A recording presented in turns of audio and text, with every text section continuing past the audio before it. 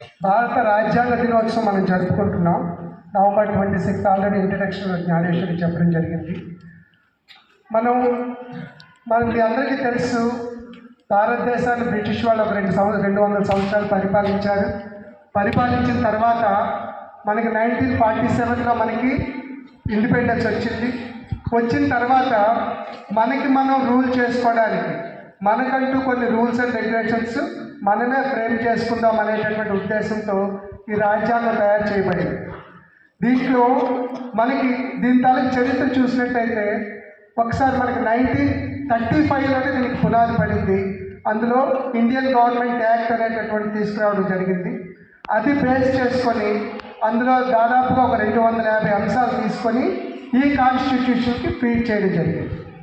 దాని తర్వాత 1946 డిసెంబర్ 9న ఈ కాన్స్టిట్యూషన్ అనేటటువంటి ప్రారంభించడం జరిగింది.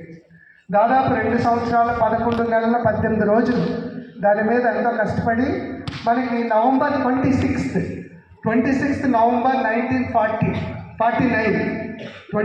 నవంబర్ 1949 అంటే ఇదే రోజున 1949లో దీన్ని అందరూ కూడా ఆమోదించడం జరిగింది.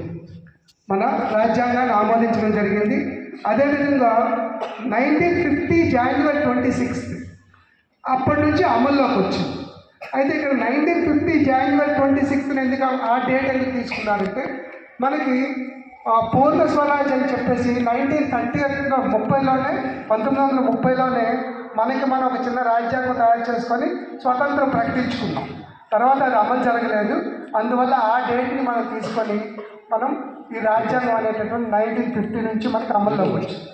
అయితే ప్రతి ఒక్కరూ కూడా ఒక ఇండియన్ సిటిజన్గా ప్రతి ఒక్కరికి కూడా ఈ రాజ్యాంగం ఈరోజు మనం ఇక్కడ కూర్చున్నాం, ఇక్కడ మనం అన్ని హక్కులు అనుభవిస్తున్నాం అంటేనే దానికి కారణం రాజ్యాంగం.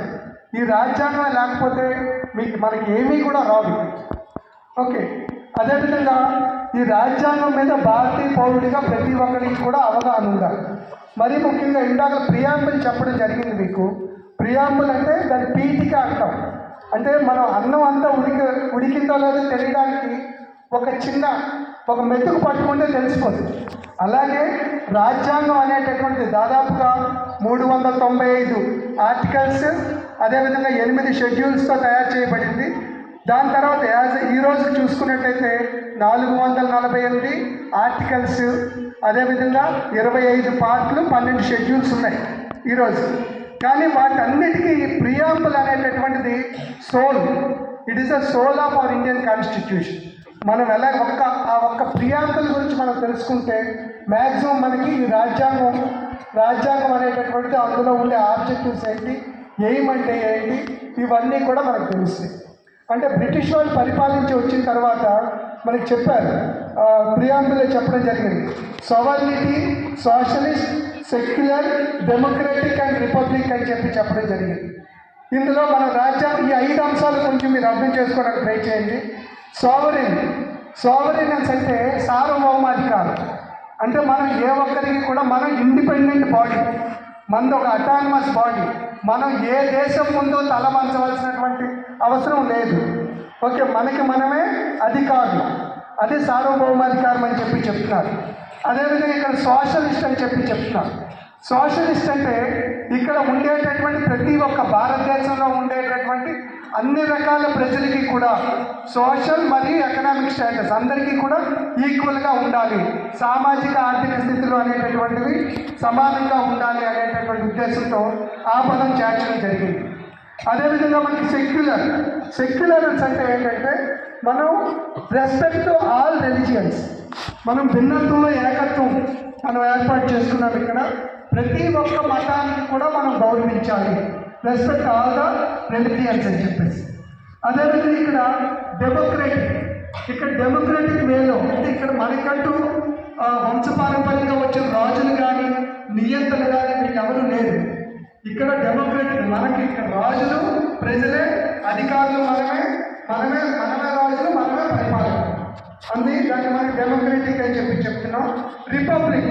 ఇక్కడ రిపబ్లిక్ అంటే అర్థం ఏంటంటే మన హెడ్ ఆఫ్ ద స్టేట్ ఎవరైతే ఉన్నారో వాళ్ళు కూడా ఎలక్టెడ్ మెంబరే ఉంటారు.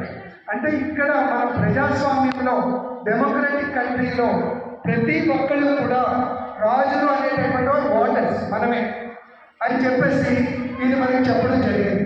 సో ఈ పూర్తిగా ఈ ప్రియాంబుల్ అనేటటువంటి సోల్ ఆఫ్ ఇండియన్ కాన్స్టిట్యూషన్ అని చెప్పి చెప్తాం మనం.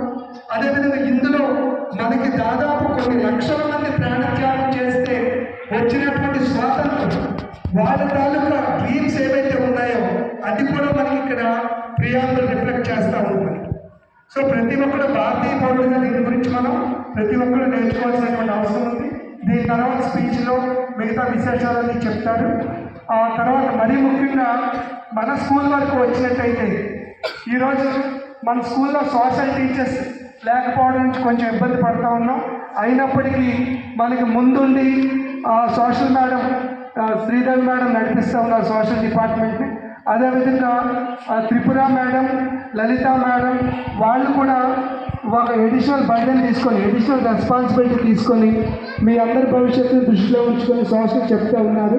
సో వాళ్ళ ముగ్గురికి అదేవిధంగా మిగతా ఉపాధ్యాయులందరికీ కూడా మనస్ఫూర్తిగా అభినందిస్తూ వారికి అవకాశం ఇచ్చినటువంటి సోషల్ డిపార్ట్మెంట్ ధన్యవాదాలు తెలియజేస్తుంటూ ముందు. Thank you.